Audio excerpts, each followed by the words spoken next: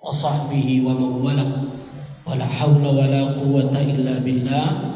Subhanaka la ilma lana illa ma 'allamtana innaka antal alimul hakim. Rabbi shrah li sadri wa yassir li amri wahlul 'uqdatam min lisani yafqahu qawli. Yang saya muliakan para orang tua kita, penasehat, para guru, Bapak Ibu yang hadir pada malam yang berbahagia ini. Sebelumnya saya mohon maaf, suara sudah terganggu nih Pak, sudah berturut-turut.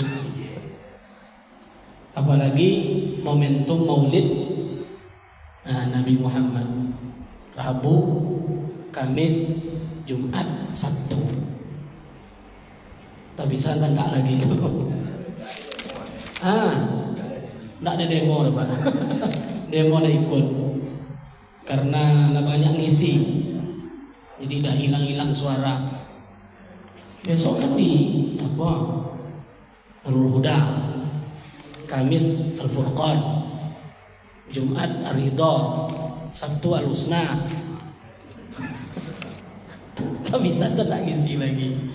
Alhamdulillah Allah pertemukan malam ini. Mudah-mudahan pertemuan kita ini diberkahi oleh Allah Subhanahu wa taala. Amin ya rabbal alamin. Berselawat kepada Rasulullah sallallahu alaihi wasallam.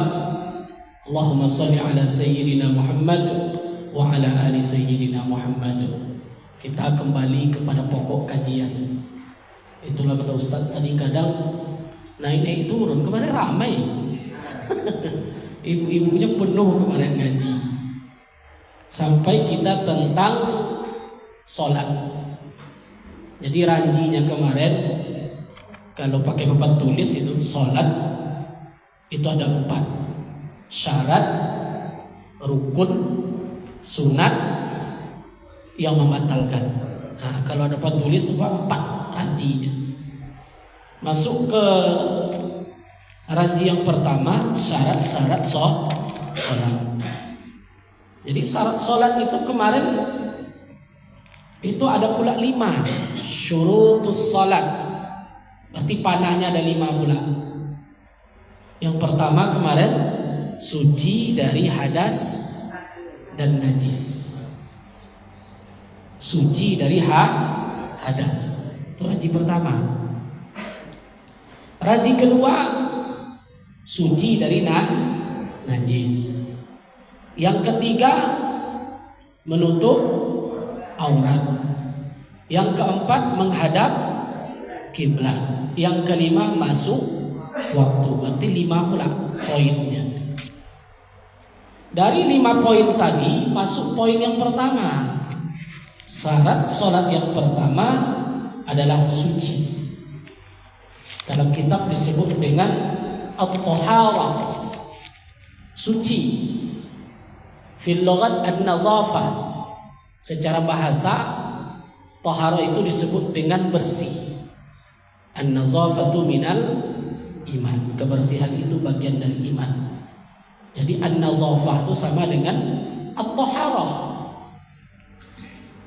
Wa syar'an, menurut syariat taharah itu adalah raf'ul mun'ibil mutarattabu, menanggalkan penghalang yang menyebabkan hadas atau najis. Jadi penghalang hadas atau najis itu disebut dengan taharah. Dan taharah dari hadas. Maka suci yang pertama itu disebut suci dari hadas. Hadas pembagiannya berapa kemarin Bu? Pembagian hadas 2.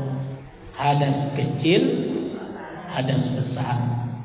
Tentu kita bahas dulu hadas kecil. Apa itu hadas kecil? Ghairul wudu, orang yang sedang tidak berwudu. Itu namanya hadas kecil. Asal tidak ada wudu, itu namanya hadas kecil. Berarti menghilangkan hadas kecil gimana caranya? Berwudu. Caranya cuma 2. Kalau tidak wudu, tayamum. Tayamum. Berarti bab besarnya hari ini masuk kita babul wudu. Bab tentang wudu. Al-wudu isti'mal al-ma'. Yang dimaksud dengan wudu adalah memakai air ala adwil makhsus, pada anggota yang sudah ditentukan oleh syariat. Apa dalilnya, Bu? Iza kuntum ila shalah, ketika kalian hendak salat, kata Allah, faghsilu wujuhakum, basuh muka kamu. Itu dalilnya. Faghsilu wujuhakum wa aydiyakum ilal marafiq, basuh tangan sampai dua mata siku. Wamsahu bi ru'usikum, usap kepalamu. Wa arjulakum ilal ka'bain, dan kakimu sampai dua mata kaki. Jelas di sini. Itu yang disebut dengan wudu. Wa ammal wudu, adapun wudu bi fathil waw, allazi huwa maqta'u wujubihi maqtidabi wujubil maktubah. Jadi yang dimaksud dengan wudu itu menggunakan air. Adapun wudu, air yang untuk digunakan. Berarti wudu itu Pak bahasa Arab. Wudu kan kalau di kampung-kampung apa namanya tuh? Bendungan, air tergenang. Itu bahasa Arab. Asal katanya wudu menggunakan air. Wudu air yang tergenang untuk digunakan. Begitu. Sekarang masuk wudu. Kapan diwajibkan wudu tadi? Kapan diwajibkan wudu, Pak? Bila wajib wudu itu? Bilailatul Isra, pada malam Lailatul. Jadi Jibril itu datang, kewajiban sholat itu sama dengan kewajiban wudu, sama-sama wajib. Nabi itu tidak langsung sholat. Maka subuh, ketika dia turun dari Sidratul Muntaha, turun ke bumi, itu Nabi nggak tahu caranya. Jadi belum ada sholat subuh. Maka ketika zuhur, Jibril datang, diajarkan berwudu dan diajarkan sholat zuhur 4 rakaat. Maka disebutlah zuhur ini sholat yang pertama kali. Jadi zuhur itu sholat yang pertama kali. Berarti sholat yang terakhir apa? Subuh. Ya subuh sholat yang terakhir. Jadi kalau urut sholat itu berarti mulai dari zuhur. Zuhur, asar, maghrib, isya, subuh. Wa syurutuhu, syaratnya. Nah, ini yang kita kaji sekarang. Berarti wudu, judulnya kan wudu tuh, Pak. Panahnya ada 4. Kalau ada papan tulis tuh al-wudu, panahnya ada 4. Ibu bayangkan aja udah. Mau kok ngaji fikih itu enak pakai papan tulis. Wudu, panahnya ada 4. Yang pertama syarat. Jadi wudu itu contohnya sederhana Bapak Ibu. Tapi panahnya rupanya ada 4 yang mesti kita ketahui. Yang pertama syarat, disebut dengan syarat wudu. Yang kedua rukun wudu. Yang ketiga sunat wudu. Yang keempat pembatal wudu. Nah, apa Bapak Ibu itu? Mungkin yang selama ini yang kita ganti rukun, Pak ya. Nah, rukun basuh muka, ya, niat basuh muka, cuci tangan, usap kepala, basuh kaki. Mungkin selama ini itu yang kita pahami tentang wudu. Rupanya dalam wudu itu ada syarat.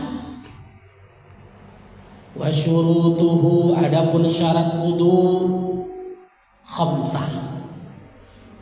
Apa arti khamsah, Pak? 5. Jadi syarat wudu itu ada berapa? 5. Banyak syaratnya Bu, ada 5. Yang pertama, jadi syarat ini berarti sebelum wudu harus sudah ada yang 5 ini. Yang pertama, ma'ul mutlak. Airnya harus air mutlak.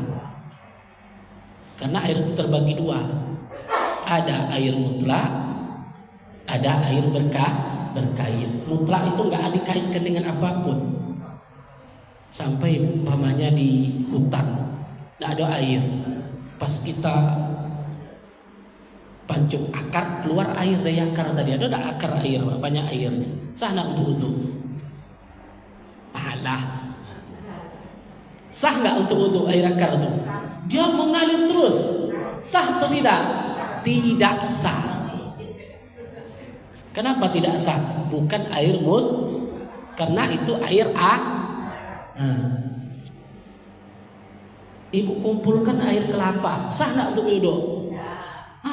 Apa beda dengan air akar? Kenapa tidak sah? Karena sudah berkait, disebut dengan air kelapa. Itu karena itulah tidak sah. Itu air mutlak atau enggak nih? Sah nggak wudu nih Bu? Bismillah. Bisa nggak wudu dengan ini? Bisa. Masuk teh ke dalam. Air apa namanya?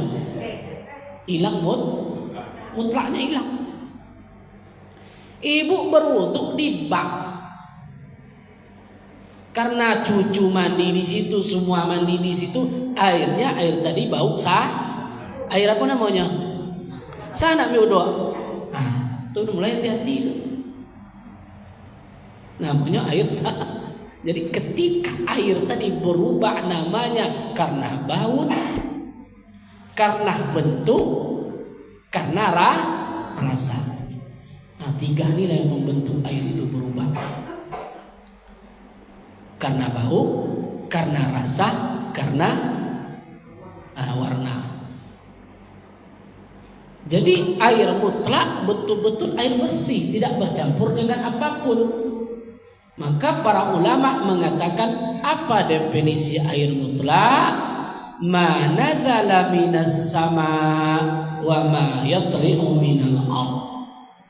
Definisi air mutlak, air yang turun dari langit atau air yang terbit dari bumi. Itu saja. Asal ada air turun dari langit, terbit dari bumi, disebut dengan air mutlak. Lain, langsung bertanya. Misalnya kan di kamar mandi itu Pak, mau gambar. Ya. Kemudian ada di ambil wudhu untuk mandi kan itu, tapi ada mandi itu kan. Boleh. Asal dia air mutlak. Dia kan istilahnya bau enggak. Iya. Agak komu kan dan di bawah kan. Boleh. Tidak masalah. Yang penting dia tidak bernajis, tidak musta'mal satu. Paham Ibu air musta'mal Bu? Air bekas. Ibu ambil wudhu di bak, masuk lagi airnya ke dalam bekas wudhu tadi. Dia jadi musta'mal. Kecuali qullatani. Kecuali air itu lebih dari 2 kula. Berapa 2 kula itu Ustaz? 300 liter. 300 di sini. 300 liter Ibu kumpulkan, kan ada seliter tuh Pak. Sampai 300 botol takaran bak tadi, maka ketika itu mustakmalnya hilang. Maka orang yang mengumpulkan air mustakmal, ada bekas wudhu, ada 1 ember kumpulkan.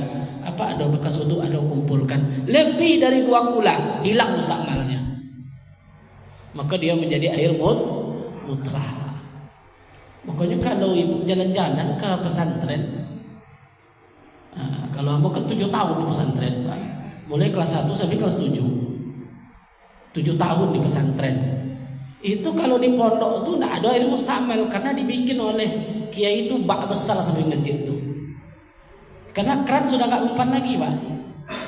Coba kasih keran santri itu 2 hari patah. Jadi keran nggak ada, nggak pakai keran. Kerannya otomatis buat bak panjang. Nah, mau wudhu di situ, mau mandi di situ, dia tidak akan musta'mal karena airnya banyak. Nah, mau ngambil wudhu di situ, maka air yang seperti ini tidak akan pernah musta'mal. Tapi kalau bak di rumah kan tidak sampai 3 liter ketek. Maka nak buat ibu besok kalau ragu kalau renang. Buat kolom renang aman tuh, habis mandi wudhu situ pun sah dia. Karena lebih 300 liter. Paham Bu ya? Jadi yang pertama syarat tadi apa? Air mutlak. Apa yang dimaksud dengan air mutlak? Air yang turun dari langit, terbit dari bumi. Coba yang turun dari langit apa aja? Hujan, boleh, embun, salju dari, yang turun dari, yang naik dari bumi, mata air, air sumur, air sungai, apa lagi? Air laut, sah. Air laut sah untuk wudhu, sah untuk mandi. Nah, meskipun dia asin, karena dia air mutlak, terbit dari bumi. Air salju sah. Salju sah. Jadi semua air itu, sehingga para ulama mengumpulkan ada 7 air mutlak macamnya. Ada berapa macam? 7. Langit 7, bumi 7. Silakan Bu. Ini Ustaz, kalau seandainya kita di hutan, Ya. kita boleh memotong dahan yang ada airnya kan? Kita tak ada tak ada air untuk wudhu. Yang ada misalnya air aqua 1 gelas itu yang ada. Ya. Wudhu kan kalau biasa kan tak bisa. Tapi kita kan harus ada air. Kayak mana mungkin ada air. Apakah bisa kita wudhu dengan air itu atau bagaimana caranya supaya kita laksanakan sholat?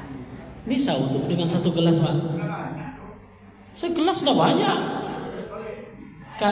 Karena rukun wudhu itu cuma berapa? Maka harus paham kita rukun wudhu udah berapa. Yang dibasuh itu muka, tangan, kaki, itu saja. Kalau kepala apa? Usap. Yang wajib dibasuh itu hanya 3. Muka, tangan, kaki. Tidak wajib 3 kali, sekali cukup. Usap. Wamsahu bahasa Quran tadi kan. Nah, begini aja, udah selesai. Tapi kita dalam keadaan kotor, gimana? Apanya? Tapi kita dalam keadaan kotor itu, apakah bisa kita menggunakan air segelas untuk wudhu? Kotornya seperti apa? Umpamanya keringat atau apa? Keringat najis atau tidak? Jadi kalau ada alasan orang, kenapa tidak sholat? Awak kan kau juga di lubang, ini banyak lumpur. Lumpur najis atau tidak? Bawa sholat. Apa masalahnya? Tanah nggak najis. Maka perlu kita nanti bab najis. Apa-apa yang najis itu sebetulnya? Kan banyak alasan tuh. Awak berkeringat katanya, banyak lumpur-lumpur. Emang lumpur najis atau tidak? Sah nggak sholat pakai lumpur? Sah dia. Maka selama tidak ada najis. Saya kotor Ustaz, banyak keringat. Emang nggak sah orang sholat berkeringat? Jangan keringat, ingus saja suci, dahak saja suci. Pokoknya kalau bapak dahak, Allah keluar dahaknya, kan dibuang. Nggak najis dia, suci. Jadi masih bisa Bu ya. Masih bisa. Jangan anggap wudhu tuh yang kayak biasa-biasa gitu, karena banjir air kita. Jadi seolah-olah semuanya dibasuh. Tidak juga seperti itu. Maka tadi disebutkan bahwa yang pertama itu air mutlak. Jadi air mutlak itu setidaknya ada 7. Pertama, air hujan. Kedua, air embun. 3, sungai. 4, mata air. 5, sumur. 6, laut. 7, salju. Carilah air selain itu Pak. Tak ketemu. Carilah yang selain yang 7 itu. Pasti nggak mutlak itu. Jadi mutlak itu berapa banyaknya? 7. Ibu berpikir selain yang 7 ini tidak akan ada yang mutlak. Air hujan, air embun, air sungai, air mata air sumur, air laut, air salju. Nggak ada lagi kan selain itu. Jadi air apa Pak? Zam-zam air mata air. Zam-zam itu mata air. Apa dia? Kami itu kalau pergi haji atau umroh, kan kalau ibu payah nak ke WC jauh, nanti kembali dia payah kan.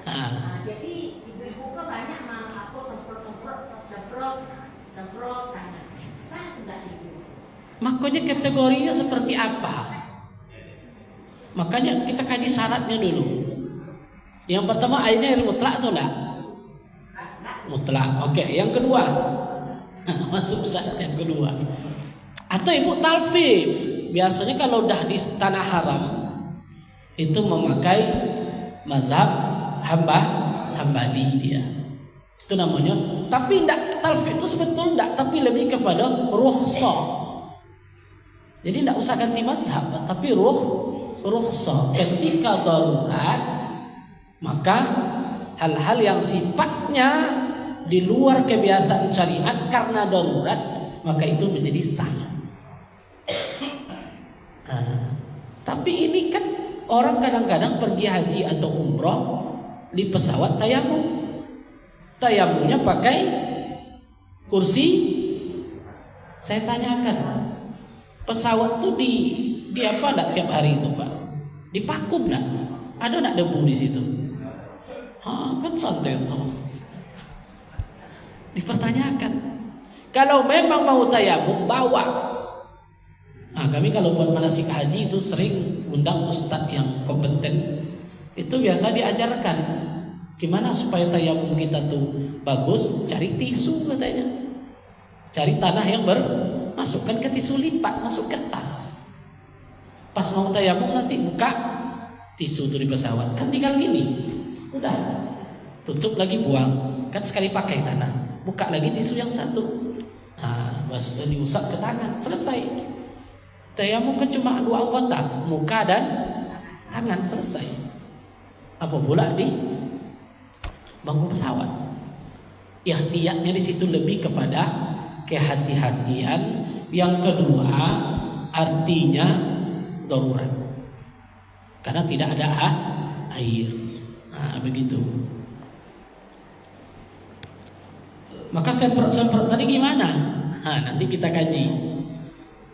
Harus ma'ul mutlaq ghairu musta'malin. Dia tidak bekas air. Bukan bekas air berwudu atau untuk membersihkan hadas. Maka orang yang memakai air musta'mal tidak sah wudunya. Wa ghairu mutaghayyirin katsiran, dan air itu tidak berubah. Apa tadi yang berubah? Rasa, warna, bau. Kecuali, tapi kathir di sini maknanya tuh memang merubah sifat air tadi. Kalau air kita di sini memang agak bau kan, tapi bukan kathir makna di sini. Dan itu tetap sah dia. Jadi kathir di sini banyak perubahan. Maka para ulama membagi air itu ada 4. Suci lagi mensucikan. Itu kaji lama tuh Pak ya. Pertama, suci lagi mensucikan, itu air mutlak. Yang kedua, suci tidak mensucikan. Apa tuh? Air musta'mal. Suci tapi tidak mensucikan. Air itu suci tapi tak bisa untuk berwudu, istinja, apalagi krisis air. Di krisis air umpamanya, karena air krisis bekas wudu dikumpulkan, nanti istinja, itu gak suci dia Pak. Meskipun untuk cebok bersih, tak bersih, tapi gak selesai. Nah, harus dipakai air mutlak lagi. Yang ketiga, suci lagi mensucikan tapi makruh. Itu disebut musyammas. Masih ingat Pak ya? Musyammas itu asal kata syamsun, disinari oleh matahari. Ingat, disinari oleh matahari, bukan yang panas dari bumi. Nah, harus bedakan. Kan kita kadang gali sumur bor langsung panas. Tapi ini berjemur. Jadi air berjemur itu sah nggak untuk wudhu? Sah. Tapi makruh li'annahu, karena air seperti itu bisa mendatangkan penyakit. Air yang dijemur oleh matahari itu bisa mendatangkan penyakit. Sofra ada di sini kan, baras, sopak dalam bahasa Arab. Yang ketiga, tidak suci dan tidak mensucikan, itu air najis. Maka satu-satunya syarat untuk berwudu adalah air mutlak. Mesti dia air mutlak atau najis. Wal kullatani, dan adapun dua kula. Dua kula itu sama dengan musahatin bil murabbi' zira'an wa rubu' taw'an wa qarkan wa amqad. Gimana caranya air itu supaya dua kula? Bangunlah sebuah bangunan panjang dan lebar tinggi 1/4 hasta. Berarti sekitar 1 meter itu Pak ya. 1/4 hasta. Berarti 1 meter persegi ya. Dalamnya 1 meter, lintangnya nggak sampai ya. Tapi rubuk di sini hasta orang Arab. Nggak hasta awak ada Pak. Baghdad di sini. Timbangan hasta orang Baghdad, karena kitab ini dikarang di Baghdad. Orang Baghdad bodoh-bodoh Pak. Hastanya besar-besar. Maka di situ dibuatkan timbangan Baghdad di sini. Menurut Baghdad, pokoknya dua kula itu intinya seperti itulah. Itu syarat sholat yang pertama. Jadi hati-hati. Ya silakan Pak. Kalau yang air obat tadi, kalau air AC gimana? Air AC. Iya, kan ini kita tampung. Tadi kan ada dalam ember, kita ambil wudhu. Itu sama dengan air embun. Uap. Sah dia. Kalau air uap, air embun yang ada di daun itu sah dia. Kalau di sini sah dia. Kan yang penting AC itu embun atau apa coba? Maka tengok dulu.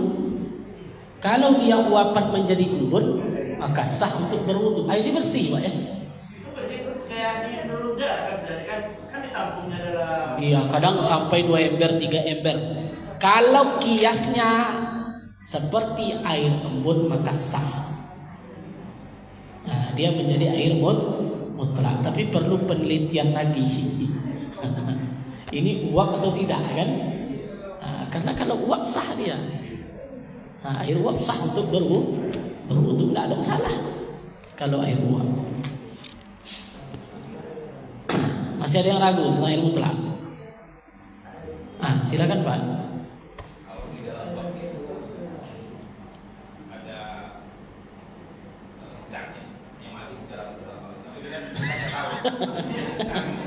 Cicak yang mati, cicak najis atau enggak? Kalau ada cicak najis buang dulu Pak, buang airnya tuh. Karena sedikit. Nggak bisa dia untuk berwudu karena sudah masuk najis. Artinya kalau kurang 2 kula, tapi kalau banyak kayak air sungai kita wudu. Tiba-tiba pas wudu itu lupa sampingnya ada yang hanyut. Kan banyak sungai hanyut. Sah nggak wudunya? Sah. Kenapa? Udah banyak. Itu masalahnya. Apalagi sungai kampung. Zaman dulu kan, awak udah wudu samping ada aja barang itu. Itu tetap sah. Wuduknya tetap sah. Kenapa? karena air sudah banyak, lebih dia dari 2 gula. Nah, itu syarat yang pertama. Syarat yang kedua, apa syarat yang kedua? Jara ma'in ala adwin al-maghsul. Ini mazhab Syafi'i. Artinya apa? Air mesti mengalir pada anggota basuhan. Paham Bapak Ibu? Air mesti mengalir, basah semuanya. Fala yakfa ayyamassuhul ma bila jiryan. Maka tidak sah hanya sekedar mengusapkan air tanpa mengalir lebih air. Tidak sah hukumnya. Meskipun dia basah. Itu namanya ngusap. Lah, paham? Semprot mengalir atau enggak? Ada. Semprot itu mengalir atau tidak? Kalau banyak dia mengalir lah. Kan turun dia air itu, Bu. Dia tidak perlu banyak dong. Asal dia basah. Dia tidak boleh topok, diusap. Ibu ambil air, kan basah airnya. Tapi diusap. Fala yakfa ayyamassuhul ma bila jiryan li'annahu la yusamma ghuslan. Kenapa tidak boleh diusapkan? Karena itu bukan membasuh. Apa beda membasuh dengan mengusap? Kalau membasuh, air itu kalau usap, ambil air itu diusap, meskipun basah. Makanya, tapi itu mungkin lebih kepada darurat. Nggak masalah. Sama bersentuh kulit laki-laki aja perempuan, nak dipogang abang lu kan hilang awak. Iya nak. Terus bersentuh kulit dengan abang batal atau tidak? Kan banyak pendapat nanti. Lain babnya nanti itu. Apa namanya? Kalau mengalirkan air itu membasuh itu artinya air mengalir ke seluruh Anggota. Sekarang kita ambil anduk, Usapkan ke situ. basahkan, kemudian diperas, baru bisa dicatat. Kira-kira boleh? Pertanyaannya mengalir atau tidak? Kalau saya bahasa bukan bahasa saya bahasa ki. Fala yakfa ayyamussahu. Tidak sah hanya sekedar mengusap bila jiryan. Kalau enggak air itu. Makanya orang berwuduk dengan satu gelas, tengok ibu di YouTube, kan diginikan dulu. Iya kan? Diambil segini cukup. Apa namanya? Ini ya. Kenapa dia cukup? Karena dialirkan, ya kan? Nah, itu namanya mengalir. Maka cukup sama dia. Ini tak. Ghurfah tadi. Biasa saya dulu operasi mata. Itu lain tuh. Dia boleh pakai Air. Kemudian kalau pakai Tanah, udah emponan manto. ya itu kan kurang apa namanya, hati itu tidak sempurna. Itulah lain was-was tipu kan. Sama dengan umat. Akhirnya dibasahkan kain itu Taruh di sini. Dilap. Kalau memang tidak bisa pakai air, kalau tidak bisa pakai tayamum, langsung sholat. Kan agama ini tidak sulit. Agama ini, tapi kalau perasaannya kurang enak, rasa sama dengan Umar tuh. Umar kan tak ada air, dia dalam keadaan junub. Akhirnya berguling-guling jadi pasir tadi. Tentu pas diadukan kepada Rasulullah, senyum. Junub, nggak ada air, tayamumnya tetap seperti untuk selesai, tapi niatnya lain. Yang pertama mengangkatkan hadas besar, yang satu mengangkat hadas kecil. Karena tayamum satu pula yang dapat. Zuhur tayamum sekali selesai itu. Asar wajib lagi, tidak nyambung dia. Jadi tayamum itu sekali. Jadi karena Umar ragu-ragu tadi guling-gulingnya di pasir tadi kan tidak bisa. Maka hukum itu tidak bisa dengan keraguan, tapi dengan keyakinan. keyakinan, termasuk wudu. Wudu kalau kita kaji terlalu dalam berwudu, akhirnya yang muncul apa? Was-was. Hah? Ya jamak kan satu perbuatan antara zuhur dengan asar. Boleh, sah dia. Boleh, karena menyatu. Jamak qasar. Karena menyatu dia dalam sholat tadi. Lalu harus mengalir. Nah, di sini bahasa ini bukan kalimat, ini redaksi bahasa kitabnya mesti mengalir. La yusamma ghuslan, karena bahasa Al-Qur'an itu apa? Faghsilu wujuhakum. Bahasa Al-Qur'an itu faghsilu, basuh. Nah, bisa tuh. Allahu Akbar.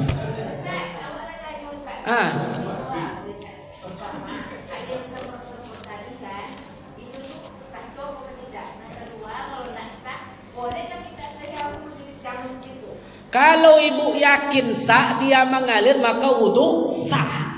Paham ibu? Makanya lebih kepada rukhsah, lebih kepada ruhnya agama ini. Wudu ini yang penting yakin. Ya, tidak boleh was-was tadi dah. Makanya qul a'udzu birabbin nas, malikin nas, ilahin nas, min syarril. Sama dengan niat salat, kalau orang was-was Allahu Akbar. Ulang kembali Allah. Bahkan ada yang berdoa Allah, banyak macamnya kan. Itu nama was-was. Jadi ilmu tadi tidak membuat kita was-was, sehingga mengalir itu seperti apa? Apakah tidak seperti itu? Karena dengan yang dipraktekkan oleh ulama, segenggam aja air itu sudah bisa membasuh muka, karena sudah mengalir dia ke seluruh muka kita tadi. Kalau gitu Ustaz, apa kita harus melihat yang di pesawat kalau bisa para buaya kita dulu. Di pesawat kan tidak boleh mengeluarkan air, Pak. Basah nanti bangku-bangku. WC itu kegunaannya untuk bukan air untuk Bukan kan bisa ke WC kita untuk duduk kan. Semprot tadi. Ya bisa jadi dalam akuah ini bisa kita laksanakan. Makanya banyak juga yang mempersoalkan tayamum di pesawat. Jadi kembali kepada khilafiyah. Kalau khilafiyah berarti kembali kepada pilih. Kalau berbahasa pilihan kembali kepada keyakinan. Begitu. Ad-darurah tubihul mahzurah. Itu kawaid itu, Pak. Ketika kita dalam keadaan darurat, hal-hal yang sederhana pun dibolehkan bahkan mahzurah yang diharamkan bisa menjadi boleh, sah dia seperti itu. Begitu. Cukup waktu oleh Bapak Ibu. Itu baru 2 ya. Nanti kita lanjutkan lagi. Cukup Bapak Ibu. Insyaallah kita sambung lagi di pertemuan selanjutnya, karena sudah ada isyarat azan isya. Mudah-mudahan bermanfaat. Subhanakallahumma wa bihamdika asyhadu an la ilaha illa anta astaghfiruka wa atubu ilaik. Assalamualaikum warahmatullahi wabarakatuh.